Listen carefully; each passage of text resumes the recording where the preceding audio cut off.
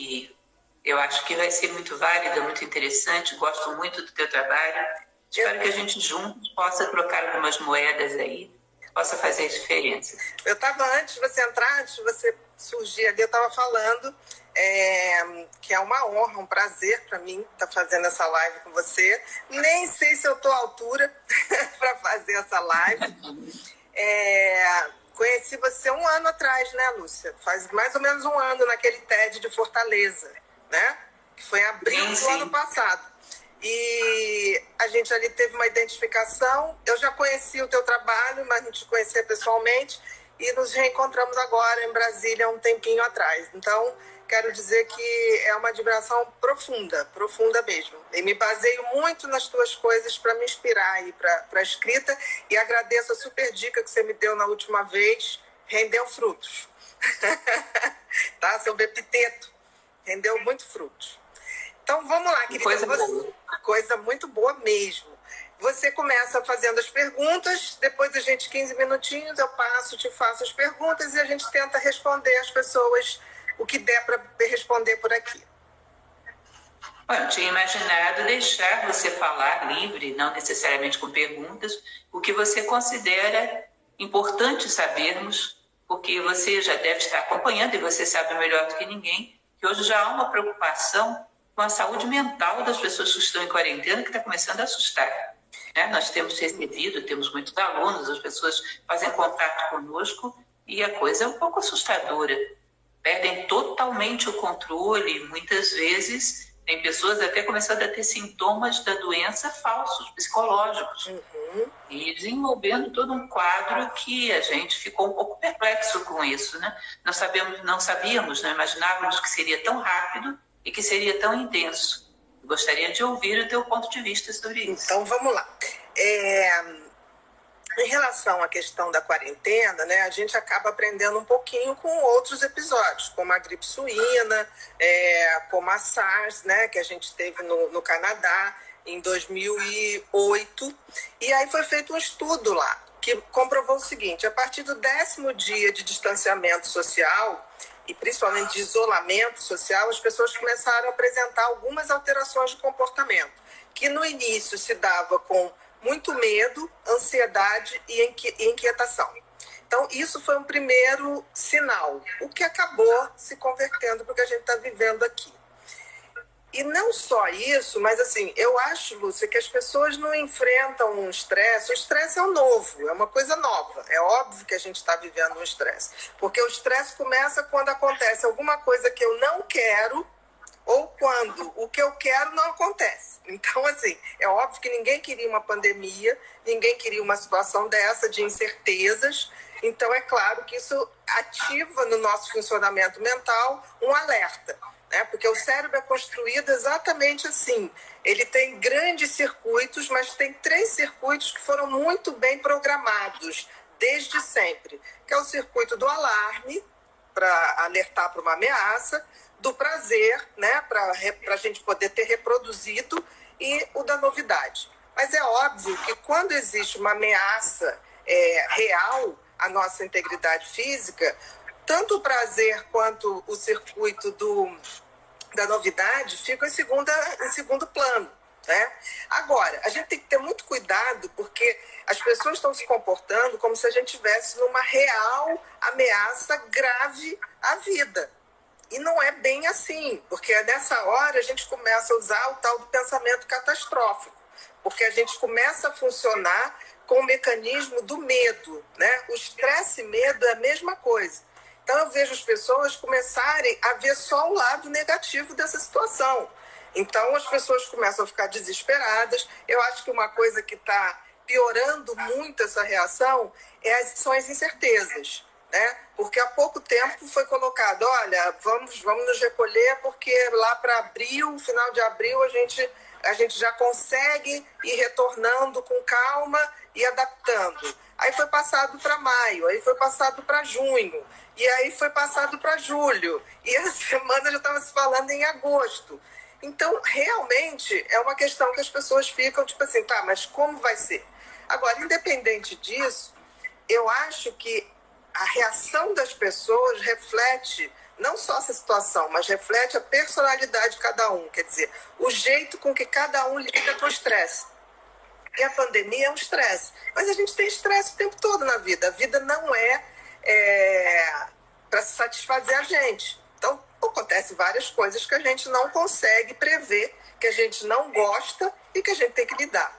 Essa mesma pessoa que tem dificuldade de lidar com o seu dia a dia antes da pandemia, vai ter dificuldade para lidar também agora em época de pandemia. E eu diria que as coisas que me deixam mais preocupadas são aquelas pessoas que passam a acreditar na reação do medo como se ela fosse a única verdade que tem. Então, são pessoas que só imaginam o lado negativo da coisa.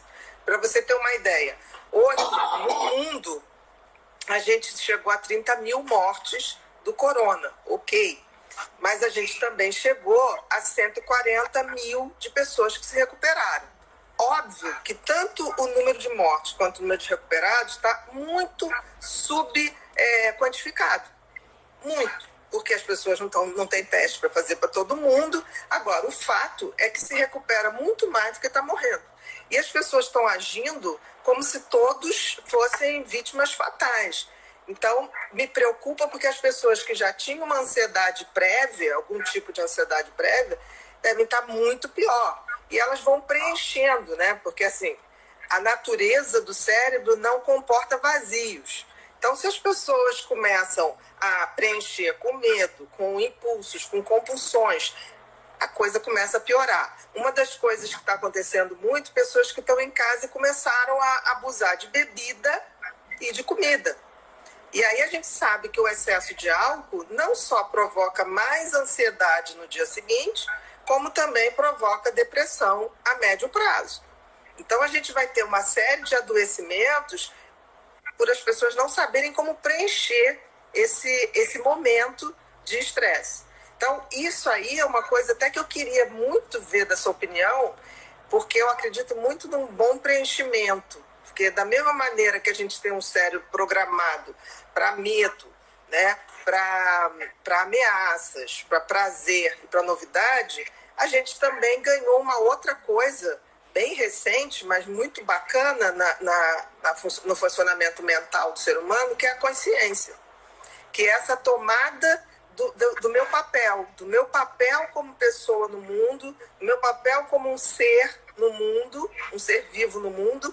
E isso transcende toda essa coisa que a gente está falando, desse mecanismo tão antigo de instinto de sobrevivência. Eu atribuo muito ao instinto da consciência um instinto totalmente diferente. Eu, por exemplo, acho que a solidariedade é um instinto não de sobrevivência animal, mas da própria consciência. Porque as pessoas falam assim, não, nós somos programados para viver. Ok, nós somos programados para viver. A gente tem medo, a gente reage. Se a gente leva um susto na rua, a gente reage automaticamente. E a gente diz que o instinto é de sobrevivência. Mas existe um instinto de solidariedade. Por exemplo, quando você está andando na rua, alguém cai perto de você, você instintivamente você vai lá e tenta ajudar aquela pessoa. Então, existe um instinto que eu acho que vem da consciência. E talvez eu acho que seja esse momento que as pessoas deveriam começar a se atentar para isso. Nós não somos só um animal que vai sobreviver, que vai reproduzir, nós somos algo que transcende isso, e eu acho que a pandemia veio para mostrar isso com muita clareza. E aí eu queria que você falasse um pouquinho, porque eu acho que isso é bem filosófico, bem humano, né? Eu costumo muito colocar isso na minha prática médica, mas eu sinto que as pessoas não estão muito habituadas a isso. Então, quando eu falo, eu tenho que explicar algumas vezes. E sinto que vocês, filósofos, já veem isso com muito mais clareza. E o que me deixa muito feliz atualmente é que tudo que a filosofia, principalmente dos filósofos do movimento do estoicismo, falaram, a ciência está comprovando. Então, assim, há uma lógica, há uma razão que fala da nossa humanidade. A gente não é só esse bichinho à mercê de tudo que está acontecendo, como se a gente não tivesse um papel determinante no caminho que a gente vai trilhar. Aí eu queria que você falasse desse teu ponto de vista de tudo que está acontecendo e dessa questão da consciência. Sim, mas antes de tudo eu queria contar para você que no dia que eu assisti a sua palestra no TED de Fortaleza, TEDx, havia uma amiga comigo, uma professora de filosofia também de Nova Acrópole, e nós estávamos ouvindo, porque a minha viria logo depois. Ela virou para mim e disse: essa moça é filósofa? Porque não dava para distinguir. Aquela sua palestra realmente foi pura filosofia. E por isso espero chegar lá. Você também, acho você tão especial. Bom, você falou de uma coisa muito importante, que é a questão da consciência. Do ponto de vista da filosofia oriental, existe algo que a gente chama da teoria do impacto, que diz que no contraste nasce a consciência. Em geral, você valoriza uma cidade onde morou quando mudou dela. Valoriza uma pessoa que vivia com você, um filho, muito mais quando ele vai embora, quando monta a sua casa.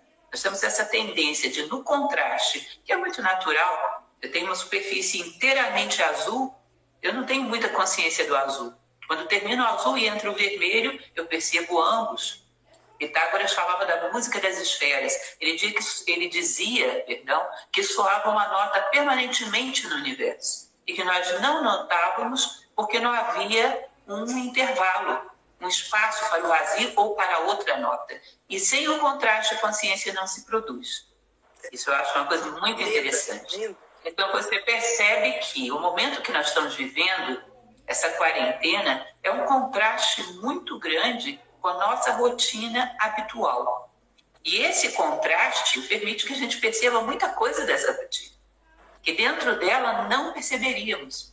Então é uma oportunidade maravilhosa de a gente sair um pouco da arena e vir para a arquibancada e começar a analisar friamente a nossa rotina e fazer perguntas que nos permitam esclarecer por que vivemos dessa forma, aonde queremos chegar com tudo isso, se isso somos realmente nós. E isso é uma rotina que nos foi imposta pelo meio, que é uma coisa interessante também para se observar, se há de convir comigo. Porque o que nós teríamos que fazer, uma das coisas fundamentais para que a quarentena não ficasse tão enlouquecedora, era estabelecer uma rotina nesse novo espaço. Porém, nós não estamos acostumados a criar as nossas próprias rotinas. Nós somos arrastados pelas pressões do meio. Como se fossem animais de manada, né? A gente está sempre reproduzindo, e apesar de sermos seres absolutamente subjetivos, nos deixamos levar nesses movimentos de manada, infelizmente, né? Com certeza. E como nós não temos as rédeas na nossa vida na mão, quando elas passam para a nossa